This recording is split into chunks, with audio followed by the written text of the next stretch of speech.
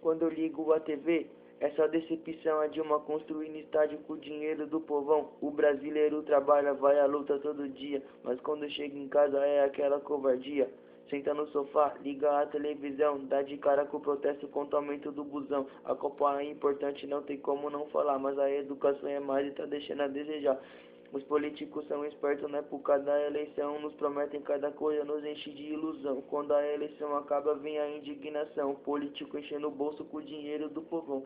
Os caras têm carro da hora, anda tudo de avião, viajar de norte a sul com o dinheiro do povão. Por isso que os jovens não têm preocupação, não estuda, não trabalha, a droga é a solução. Já vi muitos amigos meus perdidos por aí, jogaram bola comigo, hoje em dia nem sorri. Ficam alucinados, totalmente ligados, se perdendo um pouco no trago do baseado.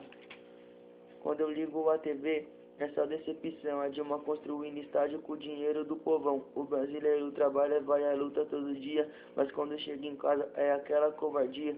Senta no sofá, liga a televisão, dá de cara com o protesto contra o aumento do busão. A Copa é importante, não tem como não falar, mas a educação é mais e tá deixando a desejar. Os políticos são espertos na época da eleição, nos prometem cada coisa, nos enche de ilusão. Quando a eleição acaba, vem a indignação. Política enchendo o bolso com o dinheiro do povão.